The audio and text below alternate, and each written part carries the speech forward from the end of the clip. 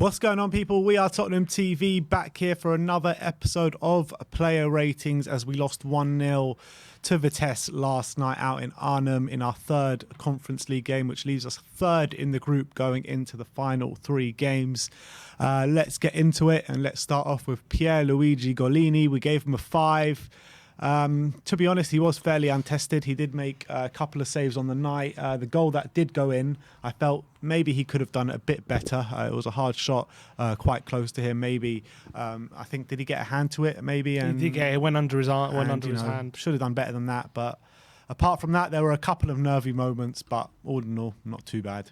Yeah, he obviously passed the ball out. Our player, I remember, in the first half, and was quite a shaky start from Spurs, and that didn't really let up. But the goal is harsh because there was a deflection and it was a decent strike, but it did go right under his arm. And he was unsighted a bit as well. I know, it did go right under his arm, so you feel like maybe having got there, he might have been able to stop it. But it was a difficult shot to save.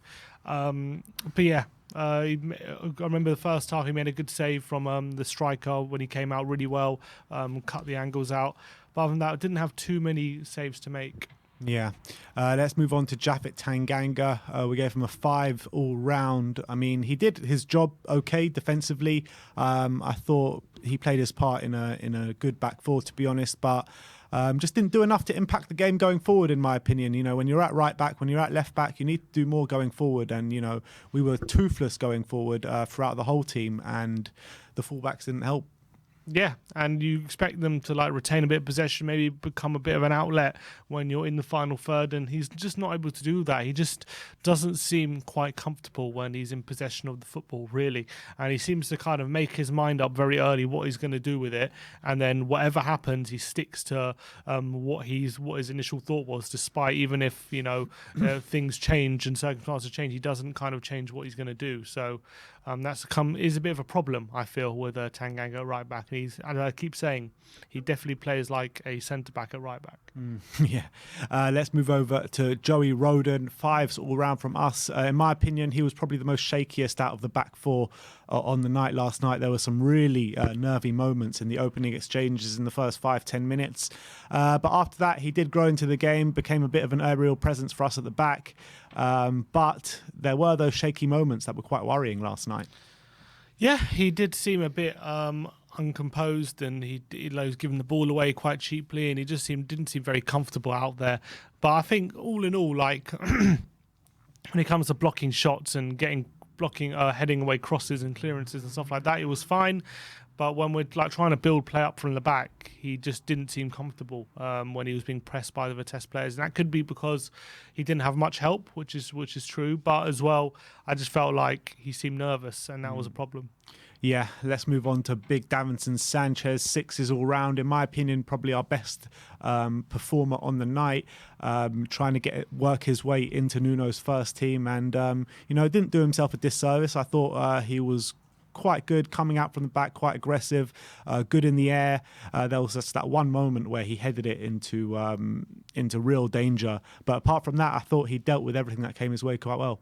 Yeah, he made some excellent tackles as well on some of the Vitesse strikers, stopping them in their tracks. And I thought he was a bit of a brighter spot in the back four, which obviously we only conceded one goal in the night. And I think that's to do with the defence holding firm for the majority of the game. And I think Sanchez, for sure, was a head and shoulders probably above the other defenders on the night. Apart from that one dodgy moment, he was pretty solid. Yeah.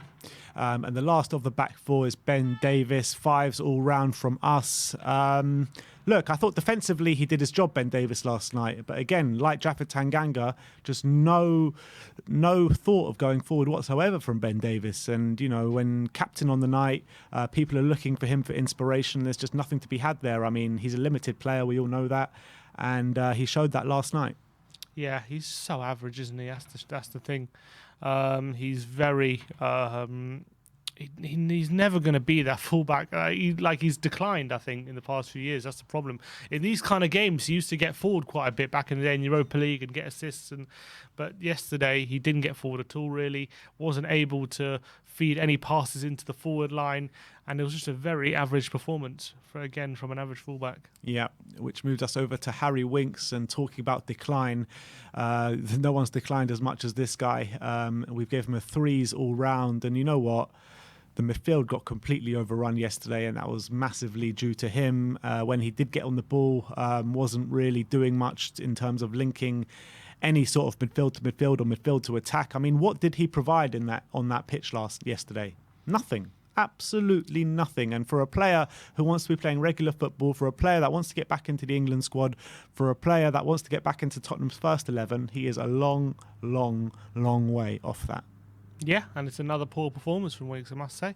Didn't move the ball forward quick enough. Was every time he went into a 50-50 challenge, he came out second best. He wasn't strong enough. Every time he had an opportunity to progress the ball, he kind of dawdled and was assessing his options for too long and decided to go backwards, wasn't feeding the supply into the attackers.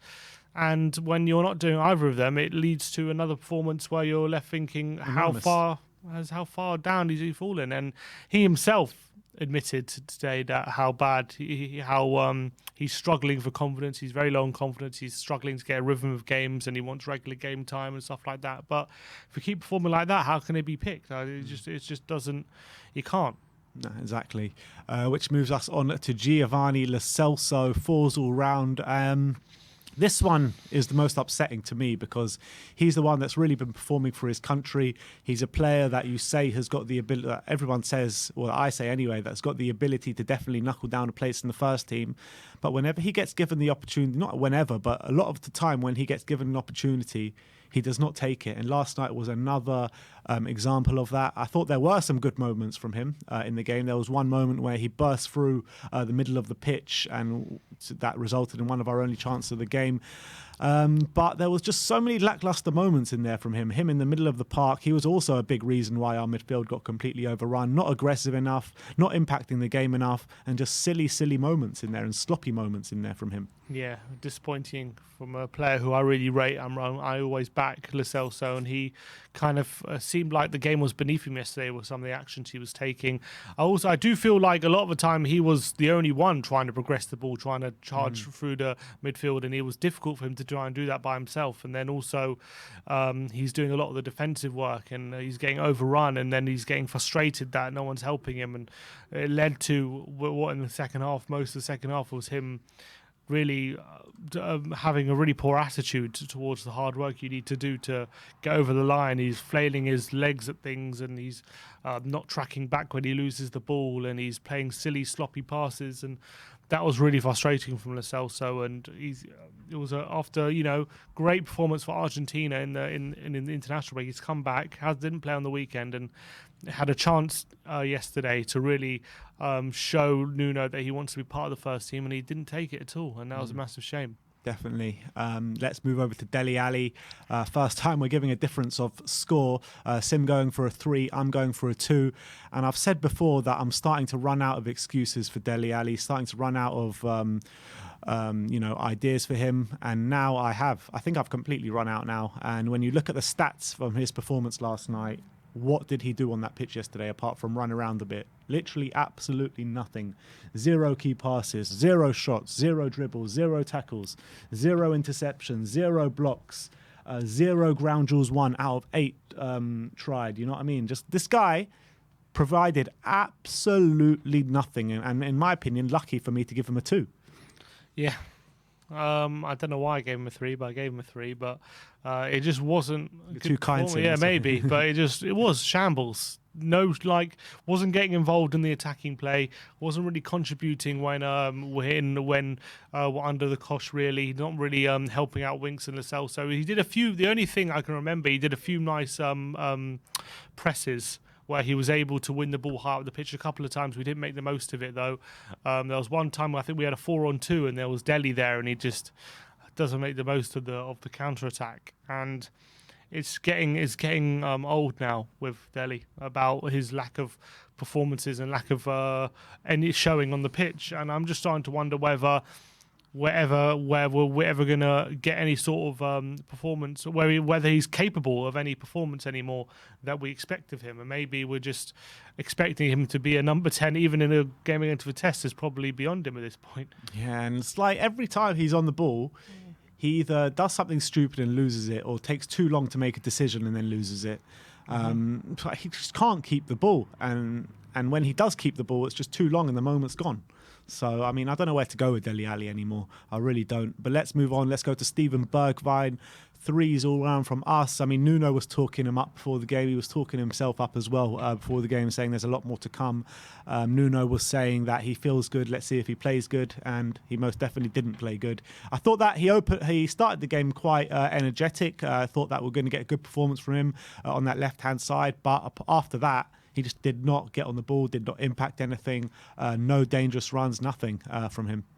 Yeah. He had that one shot that was blocked in the first half. I think that's pretty much it. To be fair, it was difficult. I felt like every time he got the ball, he had like 2-3 men on him, and it was hard for him to really get away from them. But he's got to manoeuvre the ball to kind of link play out, pass and move, try and make the opposition defenders run the other way or think differently. And he wasn't able to do that at all. Maybe it's because his first game back from injury or whatnot, but it was a difficult day for Bergwijn, and he wasn't able to really impact the game in the final third at all, unfortunately for him. Yeah, which moves us over to Brian Hill. 5 from Sim, 6 from me.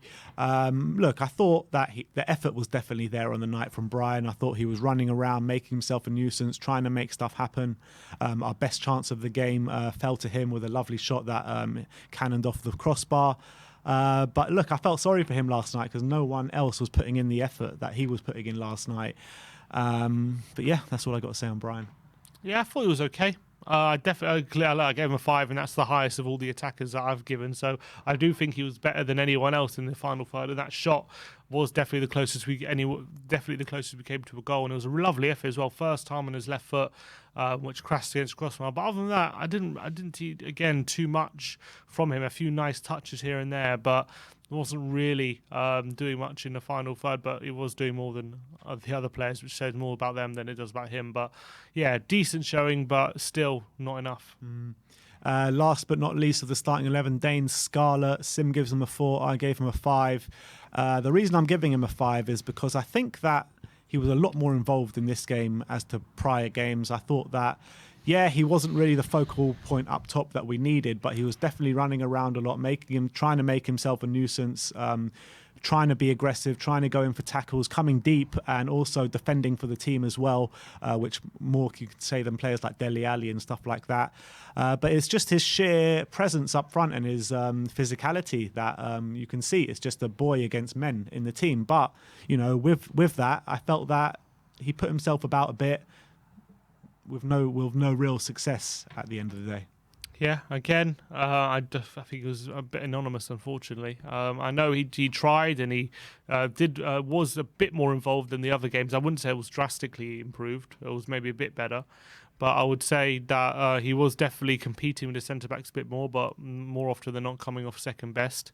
Wasn't really able, again, to get any shots on goal or get any chances, which is probably more because of his teammates than him. But still, he needs to be able to, if you're going to be in the team at this point, you're in the team because Nuno feels we should be in the team anyway because Nuno feels you can compete at this level. And I feel like he's just not there. He's not ready yet to really be able to make an impact in European football, unfortunately. Even if it's third-rate competition, I just feel like he's physically just not quite up to it just yet, and he still needs time on his side. And I think he showed enough quality as a 17-year-old to tell me that in the future he's going to be a good player for us. But right now, unfortunately, he's just not ready. Yeah, and the last one, just before we get on to the manager, was Dylan Marcande came on for the last, 20 minutes or so.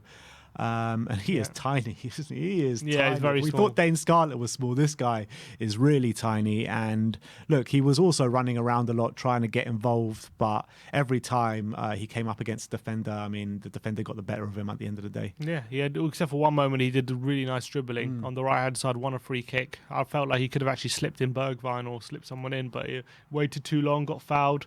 But any time he got near any player, he was out-muscled and just easily shoved away. And it was 20 minutes where I think he had 2 touches probably throughout the game. And last but not least, let's get into the manager, Nuno Espirito Santo. I gave him a 4, Sim gives him a 5. First of all, let's talk about the selection of players. I completely get it.